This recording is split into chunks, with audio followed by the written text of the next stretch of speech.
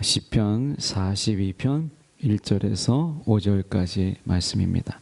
제가 봉독해 올립니다.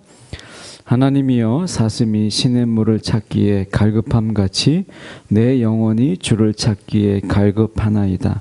내 영혼이 하나님 곧 살아계시는 하나님을 갈망하나니 내가 어느 때에 나아가서 하나님의 얼굴을 배울까?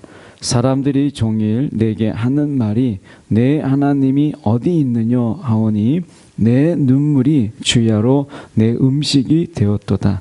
내가 전에 성의를 지키는 무리와 동행하여 기쁨과 감사의 소리를 내며 그들을 하나님의 집으로 인도하였더니 이제 이 일을 기억하고 내 마음이 상하는도다. 내 영혼아, 내가 어찌하여 낙심하며 어찌하여 내 속에서 불안해하는가? 너는 하나님께 소망을 두라. 그가 나타나 도우심으로 말미암아 내가 여전히 찬송하리로다. 아멘. 우리가 잘 알고 있는 이 본문의 말씀을 가지고 너무 이른 낙심에는 낙이 없다 라는 제목으로 함께 말씀을 나누기를 원합니다. 너무 이른 낙심에는 즐거움, 낙이 없다. 함께 말씀을 나누기를 원합니다. 여기에 보면 제목이 나와요. 고라자손의 마스길 인도를 따라 부르는 노래, 이렇게 되어 있습니다. 여러분, 고라자손을 잘 우리가 모르실 수 있는데 고라자손을 잠깐 설명을 하는 게 오늘 시편을 이해하는 데 도움이 됩니다. 고라는 이 민수기 26장에 보면 모세와 하나님께 대해서 반역을 주도했던 그 인물입니다. 그래서 모세만 하나님이 부르셨냐, 우리는 아니냐, 이런 식으로 해서 이 모세의 리더십, 그리고 그 하나님께, 모세를 통한 그 하나님께 어떤 반역을 주도적으로 했던 그런 인물입니다. 그래서 사실 모세와 이 고라는 사촌 관계이기도 하죠. 그래서 이 고라는 광야에서 루벤 자손인 다단, 아비람, 온과 그리고 무리를 짓고 족장 250명을 동원해서 모세의 지도권에 도전했던 그런 인물입니다. 결국 고라와 다단과 그리고 아비람과 온은 땅이 갈라져서 쫙 갈라지는 가운데 그 속에서 죽임을 당하고 250명은 하나님의 불에 의해서 죽임을 당하게 되는 민수기 26장에 우리가 나오는 그런 내용입니다. 그런데 이 고라의 그 세 아들은 사실 죽지 않고 살아남아요. 고라는 죽었지만 그 자녀들은, 그래서 후대에 이 세 자녀가 하나는 성전 문지기가 되고, 하나는 찬송하는 자가 되고, 하나는 빵을 굽는 성전 요리사가 됩니다. 그래서 각각의 모습 속에서 성전 문지기로, 찬송하는 자로, 빵을 굽는 요리사로, 성전 요리사로 하나님을 섬기게 돼요. 그래서 이 시편에 이 고라자손의 그 시편의 노래들이 나옵니다. 그러니까 어떻게 생각하면 아버지가 잘못하긴 했죠. 모세와 하나님께 그가 이 대항하다가 하나님이 그 땅을 가르셔서 그를 죽게 했던 그 자손이에요. 그러니까 어떻게 보면 아버지를 죽게 했던 하나님에 대한 미움, 증오, 이런 게 있을 수 있어요. 그런데 정말 그런 하나님에 대한 대항하고 싶은 이런 어떤 증오의 마음들을 이들이 신앙으로 승화를 시켜서 오히려 하나님의 일을 감당하는 가운데 그들이 시를 썼어요. 만약에 여러분이 아버지를 하나님에 의해서 여의었다. 근데 이 말은 좀 어폐가 있죠. 왜냐하면 하나님이 그냥 죽게 한 게 아니라 고라가 그 사람들을 막 충동질해서 결국에는 하나님께 대항했기 때문에 아버지의 분명한 잘못이 있어요. 그런데 그 하나님이 또 믿기도 할 수 있잖아요. 이런 갈등. 아버지가 잘못했지만 아버지라는 것 때문에 하나님에 대해서 여러분 혹시 신앙이 멀어질 수도 있거든요. 여러분 혹시 어떠세요? 아버지 때문에, 엄마 때문에, 또는 형 때문에 여러분의 자녀, 여러분의 신앙이 하나님과 혹시 멀어지고 있지 않습니까? 고라의 자손을 보면 여러분, 내 아버지가, 내 어머니 때문에 하나님과 멀어지는 것은 결코 지혜롭지 못해요. 혹시 여러분이 아버지 때문에, 어머니 때문에, 가정 때문에, 가정 환경 때문에, 내 가난 때문에, 내가 처한 환경 때문에 하나님과 멀리 하려고 하는 마음을 가지고 있다면 고라 자손의 교훈을 받기를 원합니다. 그래서 어떻게 보면 이 마스길, 고라 자손의 마스길이라고 하는 것은 교훈이라는 의미로 해석될 여지가 정말 많다라고 하는데요. 그래서 고라 자손의 교훈, 이것을 우리가 좀 이 시간 생각해 보려고 합니다. 1절에 보면 하나님이요 사슴이 시냇물을 찾기에 갈급함같이, 이 사슴이 어떤 것이 묘사되고 있냐면 어디를 가려고 하고 있는 거예요. 사슴이 처음부터 목이 말랐던 게 아니라 사슴은 이동 중에 있든지 아니면 먹이를 찾으러 갔든지 뭔가를 위해서 움직이고 있다가 산속에서 물이 없는 거예요. 그래서 이제 사슴이 먹이를 찾고 어디를 가고 하는 게 이제 중요한 게 아니라 사슴에게 있어서 이제 필요한 것은 갈급함이에요. 목마름. 이것이라는 거예요. 세상에 살면서 두 가지 급함이 있더라고요. 여러분, 세상은 정말 급하게 돌아가잖아요. 근데 두 가지 급함이 있어요. 하나는 조급함이고 하나는 갈급함이에요. 같은 급함인데 전혀 내용이 다릅니다. 어떤 사람은 조급함으로 세상을 살아가요. 조급함과 다급함으로 세상을 추종하면서, 세상을 추적하면서, 세상을 쫓아가면서 살아요. 그런데 하나님이 우리 가운데 원하시는 것은 조급함이 아니라, 같은 급함이지만 하나님 우리 가운데 원하시는 것은 갈급함이라는 거예요. 목마름. 이 목마름이 우리 가운데 주시는 이유가 무엇이냐? 여러분, 목마름이 우리를 변화시킵니다. 갈급함이 우리를 변화시켜요. 그리고 갈급함은 우리의 본질을 보게 해요. 본질. 갈급하기 전에는 이 사슴도 마찬가지로 산속에 들어가서 무엇을 먹을까, 무엇을 마실까 막 이렇게 하면서 산을 헤매고 다녔어요. 먹이를 찾기 위해서. 그런데 막상 자기가 어디를 가고 있는지, 그리고 무엇을 찾고 있는지, 이게 중요한 게 아니었어요. 나중에 목이 마르기 시작했어요. 그리고 본질을 찾기 시작했어요. 시냇물이에요. 시냇물. 아, 내게 지금 가장 필요한 게 무엇이구나 라고 하는 것을 깨닫게 됐다는 거예요. 하나님께서 저와 여러분에게도 조급함으로 살아가는 우리 가운데 하나님이 갈급함을 주세요. 그래서 본질이 무엇인지, 내가 무엇을 찾아야 되는지 이것을 깨닫게 하시는 것입니다. 고라 자손은, 이 아버지 고라는 이거를 깨닫지 못했어요. 무엇이 지금 당장 필요한가? 모세가 가지고 있었던 지도자, 그 권위, 고라에게 필요했던 건 이게 아니었어요. 그에게 필요했던 것은 하나님에 대한 목마름이었어요. 근데 이것을 알지 못했던 것이죠. 10년 동안 우리가 두 가지 고통에 시달린 사람이 있었습니다. 10년 동안 고통을 겪었다고 하니까 얼마나 어려웠겠어요. 그래서 해도 실패만 거듭하는 그런 두 바퀴 실험이 있어서 정말 10년 동안 고통을 받고 있는데 10년 동안 계속 이 고무 바퀴에 대한 이런 실험을 했던 사람이 있습니다. 그래서 주위 사람들에게 냉대와 그리고 스스로 찾아오는 이 자괴감, 이것으로 인해서 고통을 10년 동안 받은 거예요.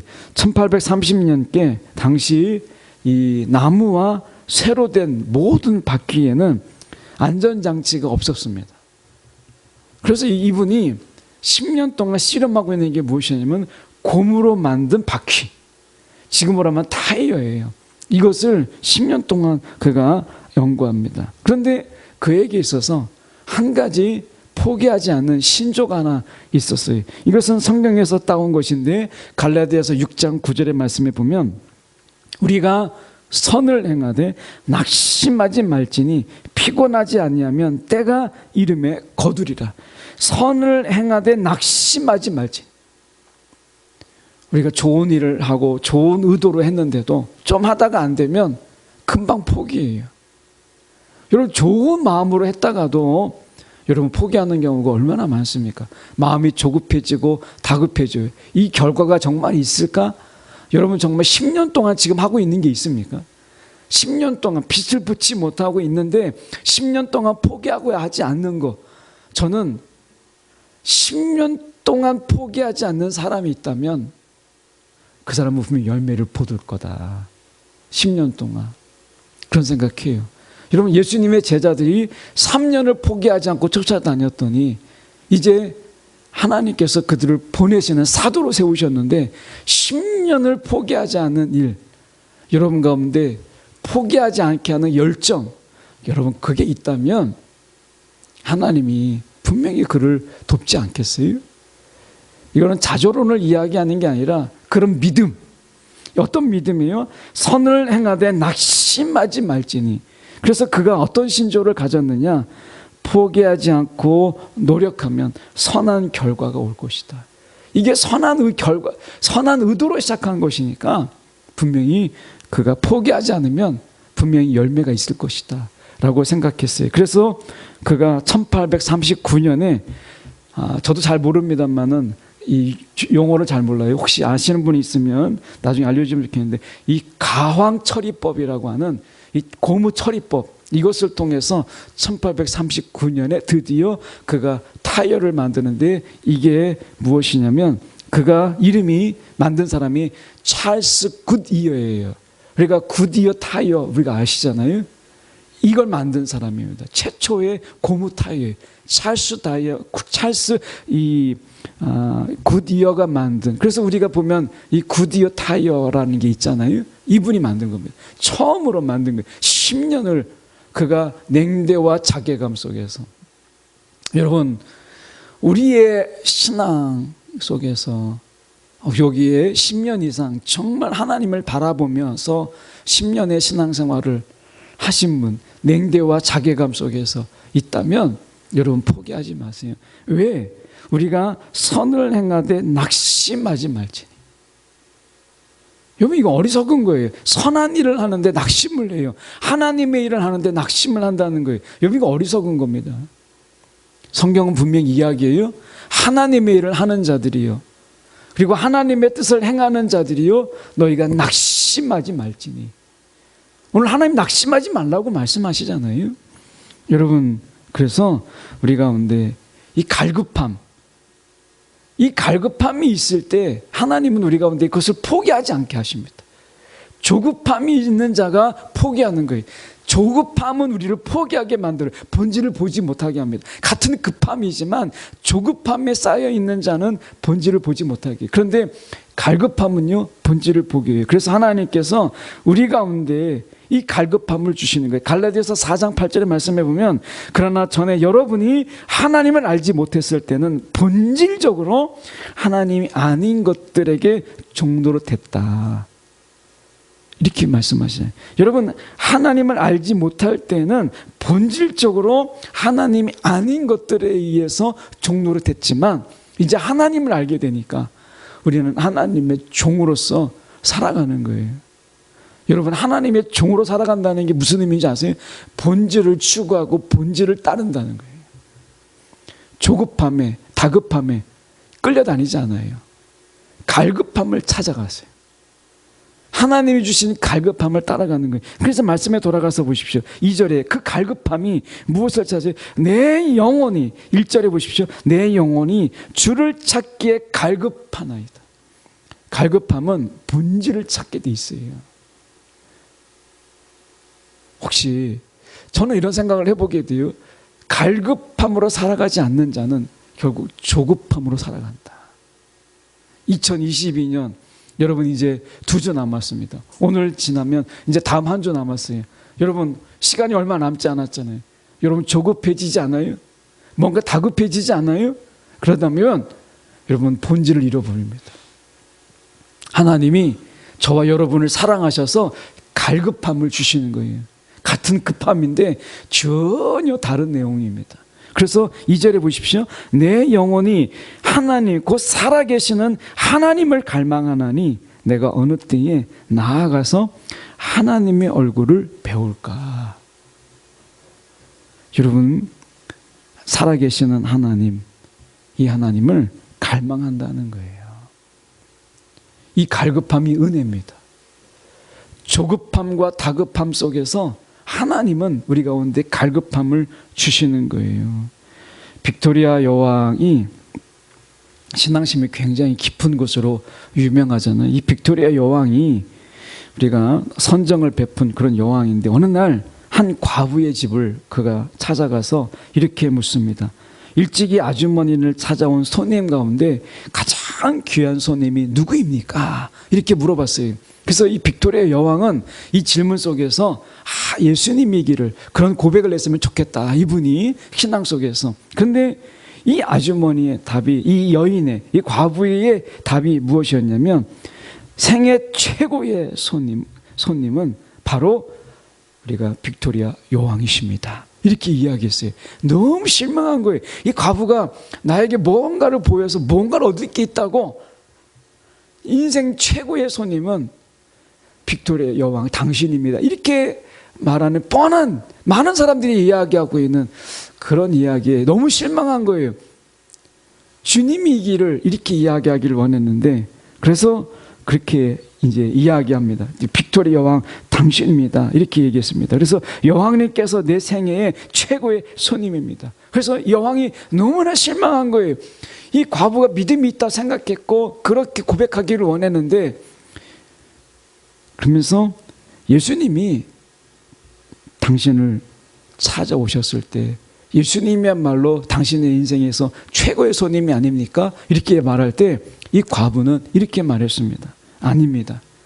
예수님은 손님이 아닙니다. 예수님은 내 인생의 주인이십니다. 이렇게 말했어요. 빅토리아 여왕이 한 방 먹었죠? 내 인생의 정말 최고의 손님. 여러분 예수님이십니까? 아니에요. 그분은 저와 여러분의 손님으로 오지 않으셨어요. 잠시 왔다가 그냥 돌아가실 손님으로 오신 게 아니라 이 과부의 고백처럼 저와 여러분의 주인으로 오신 거예요. 혹시 아직도 예수님을 저와 여러분의 최고의 손님으로 혹시 착각하고 계시지 않습니까? 내가 잠깐 대접하고 잠깐 섬기다가 이제 떠나버릴 손님이 아니죠. 주님은 영원히 저와 여러분의 주인이세요. 주인으로 오신 거예요. 이 과부가 예수님은 손님이 아닙니다. 내 주인입니다. 처음부터 계신 분입니다. 나는 그분을 위해 존재합니다. 이렇게 이야기했어요. 여러분, 이 변화는 갈급함에서 와. 이 과부가 여러분 얼마나 많이 필요한 게 많았겠어요. 빅토리아 여왕에게 좀 잘 보여서 먹을 것을, 마실 것을, 조금 더 편할 수 있는 것을 이 과부의 집에 방문한 이 영광 속에서 얼마나 원하는 게 많았겠어요. 그냥 오지 않았겠지. 뭔가 필요한 것을 주지 않았을까? 최고의 손님은 빅토리아 여왕이다 라고 말하면서 뭔가를 바라볼 수도 있었잖아요. 그런데 그는 주님이 내 인생의 주인입니다. 이렇게 말했어요. 이건 엄청난 고백입니다. 빅토리아 여왕이 통치하고 있는 이 시대에 그 나라의 백성으로 당신이 내 통치자가 아니라 내 삶의 진정한 통치자는 예수님입니다. 최고의 손님이라는 말보다 더 본질적인 대답을 그가 한 것이죠. 여러분, 우리가 정말 변화를 원했고 2022년에 아마 여러분도 변화된 삶, 변화된 나의 모습을 생각했을 거예요. 그런데 정말 얼마나 많이 변했어요. 우리가 변하지 않았잖아요. 어떤 경우는 그대로예요. 그냥 나태한 모습들, 게으른 모습들, 늘 미루던 모습들, 해야지 했는데 여전히 또 미루었고, 이거는 내가 이번에 꼭 해야 되겠다 했는데 금년에 못한 것들 있잖아요. 왜 미루게 되고 왜 우리는 여전히 변하지 않는 나태한 모습 속에서 있을까요? 물론 어떤 경우에는 열심으로 바뀐 것도 있겠죠. 근데 바뀌지 않았던 그 결정적인 이유, 그것은 무엇이에요? 갈급함이 없다는 거예요. 갈급함은 여러분 사람을 변화시킵니다. 말씀에 들어가서 보십시오. 그가 갈망했던 이렇게 이야기합니다. 세상이 비웃어요. 3절에 보십시오. 사람들이 종일 내게 하는 말이 내 하나님이 어디 있느냐? 이렇게 비웃어요. 너가 믿는 그 하나님이 도대체 어디 있느냐라고 얘기하니까 내 눈물이 취하로 내 음식이 될 만큼 그렇게 눈물을 흘렸다는 거예요. 4절에 보시면 내가 전에 성의를 지키는 무리와 동행하여 기쁨과 감사의 소리를 내며 그들을 하나님의 집으로 인도하였더니 이제 이 일을 기억하고 내 마음이 상하노도다. 그렇게 하나님의 집에 함께 기쁨으로 드나들었는데 그들이 이제 하나님이 어디 있느냐 이렇게 얘기하니까 그 상함이 너무 크잖아요. 여러분, 하나님이 때때로 우리 가운데 이 갈급함을 통해서 우리의 영을 바꾸시고 우리의 영혼을 변화시킵니다. 5절을 보면 알 수 있어요. 내 영혼아 내가 어찌하여 낙심하며 어찌하여 내 속에서 불안하는고. 너는 하나님께 소망을 둬라. 하나님께 소망을 두라 라고 말씀해요. 이 하나님께 소망을 두는 것 어디에서 왔어요? 갈급함에서 왔어요. 갈급함. 여러분, 하나님께 갈급하면 이렇게 사람에 대한 기대가, 여러분, 우리가 기대가, 이 사람의 기대가 실망으로 바뀌어도 실망하지 않습니다. 여러분, 낙심의 원인이 어디에 있을까요? 오늘 이 시인을 보면 사람들에게서 온 거예요. 가장 가까이 있었던 사람들에게 배신이 있고 사람들의 조롱이 있고 손가락질을 하고 그래요. 여러분, 낙심은 사람에게서 옵니다. 낙심은. 근데 소망은 하나님에게서 와요. 사람들은 우리를 낙심하게 하지만 하나님 우리를 소망을 가지게 하시는 분이세요. 그래서 사람들 가운데 낙심에 빠져 있는 그들에게 하나님은 갈급함을 주세요. 혹시 여러분 하나님 앞에서 지금 갈급함이 있으십니까? 없다면 아마 여러분의 주변의 사람들 속에서 실망을 하게 하고 때로는 배신을 경험하고 아마 그런 일도 있을지 몰라요.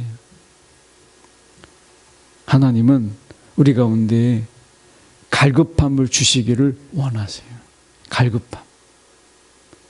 여러분, 사람에게 너무 기대하지 마세요. 사람에게 너무 기대지 마시고 사람에게 너무 기대하지 마세요. 사람은 소망의 대상이 아니에요. 사람은 사랑의 대상이에요. 하나님이 사람에게 소망하라 이렇게 말씀하지 않았어요? 이웃을 사랑하라고 말씀하셨지 사람에게 기대하라, 사람을 소망하라 이렇게 말씀하지 않으셨어요. 사람은 사랑의 대상이지 기대나 소망의 대상이 아닙니다. 소망은 오직 하나님께 있는 거예요. 이 고라 자손의 시편을 보십시오. 보면 결국 사람은 실망합니다. 예. 사람은 영원히 우리를 만족시켜주지 못해요. 오랜 친구를 여러분 사귄 여러분이 혹시 있다면 생각해 보세요. 여러분, 그 친구와 여러분 정말 오랫동안 사귀지만 실망을 때로는 줄기도 하고 때로는 우리를 또 낙심하게도 하잖아요. 저도 그래요. 지금까지 제가 50좀 중반을 살아오면서 친구들을 이렇게 보면 친구들 속에서 친구들에게 실망을 너무 많이 경험하고 친구들에게 정말 낙심도 많이 당해요. 사람은 여러분 사랑의 대상이지 결코 소망의 대상이 아닙니다. 사람들과 함께 사람이 좋아서 막 사람들과 어울리죠. 여러분, 그 속에서 여러분 우리 가운데 찾아오는 것은 실망이에요. 그러나 하나님은 그런 분이 아닙니다.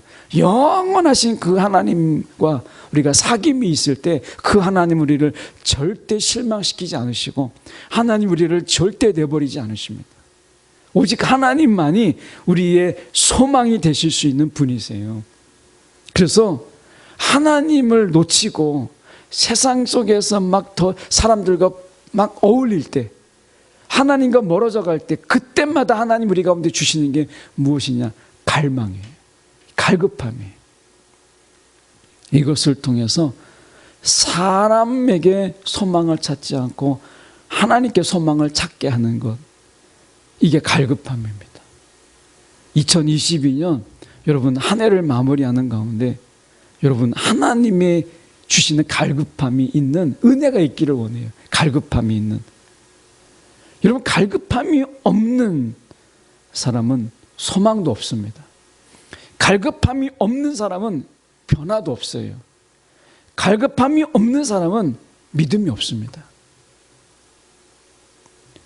오늘 저 한번 보시죠. 2022년 마무리하는 오늘 청년부로는 마지막이고 다음 주에는 이제 온 세대 예배를 드리기 때문에 청년부 예배가 없는데 2022년 마지막 청년부 예배예요.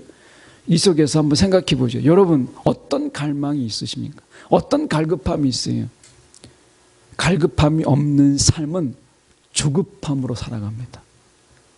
갈급함이 없는 삶은 여러분 결국에는 쫓기는 삶을 살게 돼요. 쫓기는. 예수님께서 말씀하셨어요. 나를 따르라고 말씀하셨어요. 세상에 쫓기는 자의 삶을 살지 말고 나를 따르는 자가 되라고 말씀하셨어요. 그게 갈급함이에요. 주님을 어떻게 따라갈 수 있어요? 갈급함이 없으면 따라갈 수가 없어요. 조급함이 찾아오잖아요. 그럼 주님 따라가다가 여러분 이 조급함 때문에 포기하는 거예요. 여러분, 갈급함은 은혜예요. 은혜. 저와 여러분이 하나님을 향한 갈급함, 주님을 향한 갈급함, 주님과의 관계를 향한 갈급함이 있기를 원해요. 이제 2022년 마치면서 여러분이 송년 또 여러 가지 이제 한 해를 보내면서 많은 모임들 또 만남 이런 게 있겠죠. 그럴 때 기억하십시오. 우리를 찾아오신 예수님을 기억하세요. 많은 친구들과의 만남 속에서 하나님을 갈망하는 법을 배우세요. 예. 하나님을 갈망하는 법을 배우세요.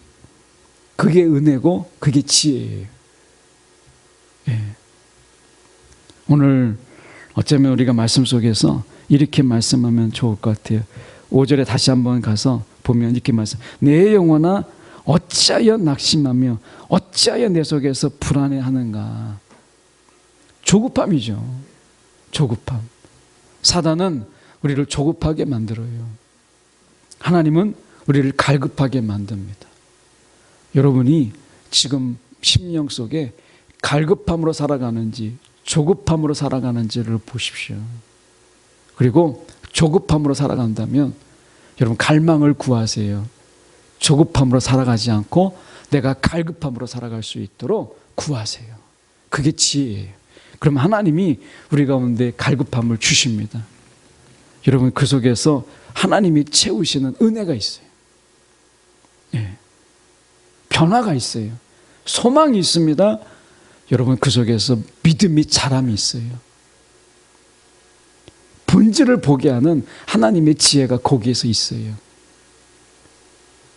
한 해를 주님을 향한 갈망으로 마무리할 수 있는, 갈급함으로 마무리할 수 있는 청년의 신앙으로 우리가 굳건하게 서기를 간절히 바랍니다. 기도하겠습니다.